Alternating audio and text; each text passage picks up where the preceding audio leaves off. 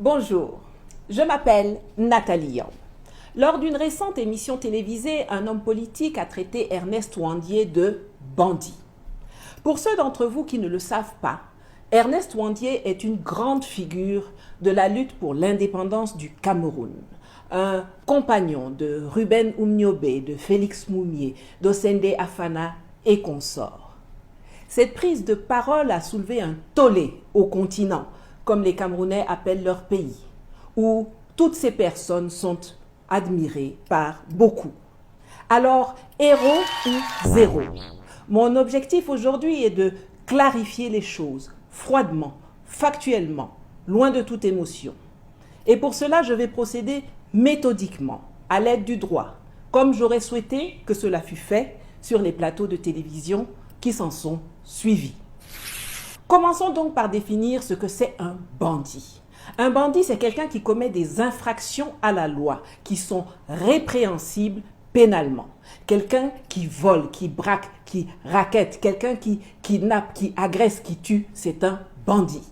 Donc ceux qui accusent Ouandié d'avoir été bandit doivent pouvoir dire et prouver très précisément que tel jour, Ouandié a tué telle personne, a séquestré tel autre, a extorqué telle chose ou a donné l'ordre d'agresser un tel. Et je souligne bien que c'est de Ouandié dont il s'agit, pas de l'UPC, l'Union des populations du Cameroun, dont il est militant, ni de l'ALNK, l'Armée de libération nationale du Cameroun, la branche armée de l'UPC dont il était le chef.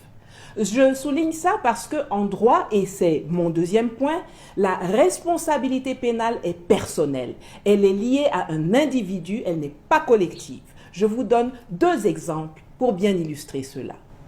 Il y a une dizaine d'années, nous avons été horrifiés par les images des soldats de l'armée camerounaise qui se sont filmés eux-mêmes en train d'abattre par derrière, à bout portant, deux femmes civiles désarmées, dont l'une portait un bébé attaché dans le dos et une petite fille.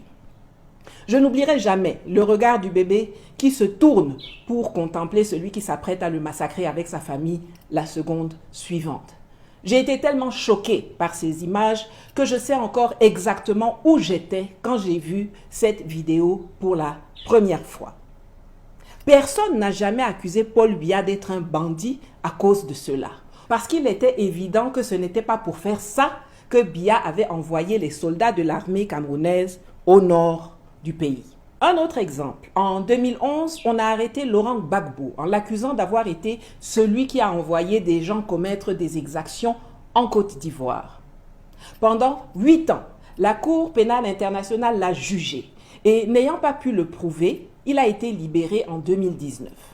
Pourtant, malgré cette relaxe, le tribunal n'a jamais dit que les exactions n'ont pas eu lieu. Mais la Cour a dit qu'il lui était impossible d'établir la responsabilité personnelle de Gbagbo dans celle-ci. Troisième point maintenant. Qu'est-ce que le droit dit sur l'histoire de la lutte indépendantiste au Cameroun? D'abord, il faut établir un fait universel. La guerre est sale, elle est violente, elle est sanglante. On l'a vu depuis que le monde est monde et on le voit encore aujourd'hui. Les horreurs que l'armée française a infligées aux Camerounais pour les soumettre et tenter de les empêcher de s'émanciper sont d'une cruauté qui a toute sa place dans le livre Guinness des records de la monstruosité. Les camps de concentration selon le modèle allemand, le bombardement au napalm de populations civiles comme en Indochine, les exécutions sommaires, la torture des résistants. Mais l'UPC n'est pas resté bras ballants à subir toutes ces abominations. Comme l'ANC en Afrique du Sud, l'Union des populations du Cameroun, en plus de l'action diplomatique qu'elle menait au plan international, s'est à un moment donné caractérisée par la résistance armée aux colons et à leurs laquais locaux, toujours eux. L'UPC reconnaît donc avoir attaqué des gares, des commissariats et même éliminé des traîtres et des collabos de l'occupant. Mais toutes ces actions ont été prises en charge par la loi de réhabilitation signée en 1991 par Paul Biya. Que dit-elle? Lisons ensemble. Article 1er. La présente loi porte réhabilitation de grandes figures de l'histoire du Cameroun aujourd'hui disparus, qui ont œuvré pour la naissance du sentiment national, l'indépendance ou la construction du pays, le rayonnement de son histoire ou de sa culture. En application des dispositions de l'alinéa ci-dessus, sont réhabilités messieurs Amadou Ahidjo, Nyobe Ruben, Moumié Félix et Wandié Ernest. Article 2. La réhabilitation visée à l'article 1er ci-dessus a pour effet de dissiper tout préjugé négatif qui entourait toute référence à ces personnes, notamment en ce qui concerne leur nom, biographie, effigie, portrait, la dénomination des rues, monuments ou édifices publics. Fin de citation. La loi s'affiche, vous pouvez appuyer sur pause pour la lire. La raison pour laquelle ce sont ces 3 personnes qui ont été spécifiquement choisies est qu'elles sont les 3 figures de proue de la lutte anticoloniale au Cameroun.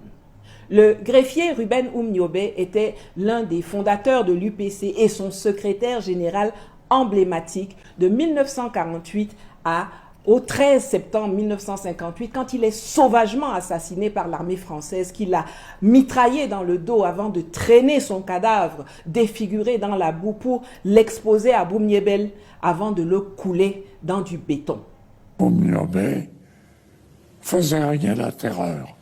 Et à partir de ce moment-là, j'ai décidé de lui faire la guerre et de l'éliminer. À partir de ce moment-là? Oui. À la mort de c'est le médecin Félix Roland Moumié qui prend la tête de l'UPC comme président jusqu'au 3 novembre 1960, quand il est assassiné à Genève, en Suisse, par les services secrets français. En déplacement à Genève pour acheter des armes, Félix Mounier a rendez-vous dans un café avec un certain William Bechtel, qu'il croit être un journaliste. Il s'agit en fait d'un membre des services secrets français.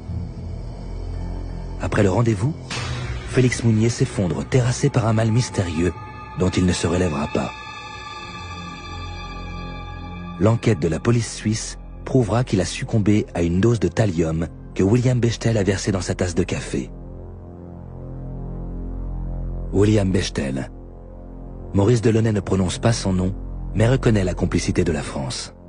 C'est quelqu'un qui avait été payé par le président Ahidjo, mais avec notre accord, évidemment. Après cela, c'est l'instituteur Ernest Wandié qui lui succède et prend la tête de la branche armée de l'UPC, l'ALNK, jusqu'à son exécution par l'armée coloniale sur la place publique à Bafoussam le 15 janvier 1971. 10 jours après leur condamnation, Ernest Wandié et 2 de ses compagnons d'infortune savent que la mort les attend le 15 janvier 1971.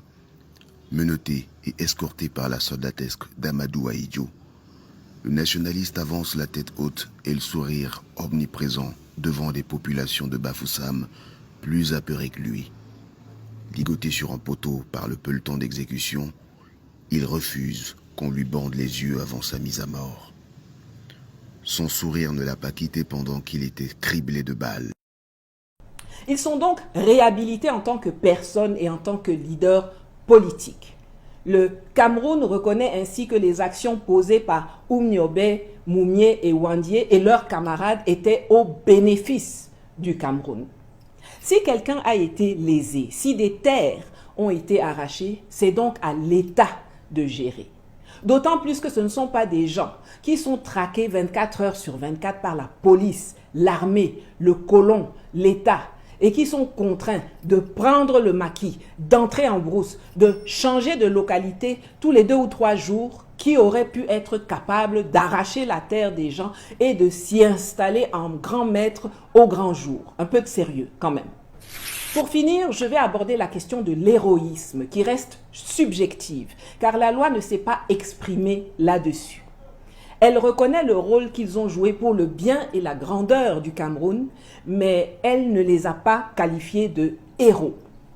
Chacun est donc libre d'apprécier selon son ressenti, son histoire personnelle, sa compréhension des événements.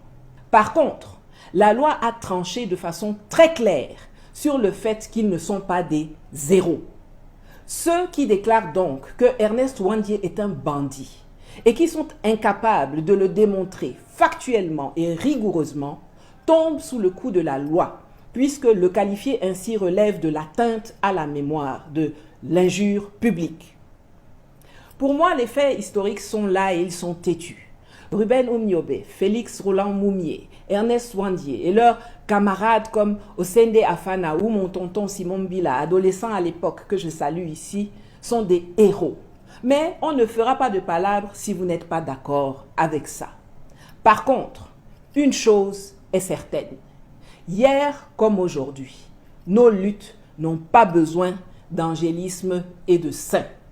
Nos luttes ont besoin d'hommes et de femmes courageux, patriotes et déterminés à faire ce qu'il faut, par tous les moyens nécessaires, pour arracher notre liberté, bouter le colon et ses sbires locaux loin des centres de décision de nos États et reprendre la main sur notre souveraineté et notre autodétermination qui nous conduiront vers le progrès durable et une vie meilleure pour nous et surtout pour les générations à venir. Comme nos devanciers, les UPCistes d'hier, comme Amilcar Cabral, Ahmed Sékou Touré, Ahmed Ben Bella, Jean-Jacques Dessalines, Anna Zinga, Dedan Kimati, les Agodjier, Winnie Mandela, Thomas Sankara, Jerry Rawlings, comme mes frères de combat aujourd'hui, Kémy Seba, Assimi Goïta, Abdraman Tiani, Ibrahim Traoré, Joshua Maponga, Julius Malema, Safia Enjoy Life, Franklin Yamsi, Egunchi Béanzin et tant d'autres. L'Afrique libre ou la mort, nous vaincrons. À Mantla. Ah oui, on n'oublie pas. Abonnez-vous, partagez, commentez et si vous le pouvez, contribuez financièrement au cagnotte dont les liens s'affichent à l'écran ou en cliquant sur le bouton merci en dessous de cette vidéo sur YouTube. À bientôt, Meyega.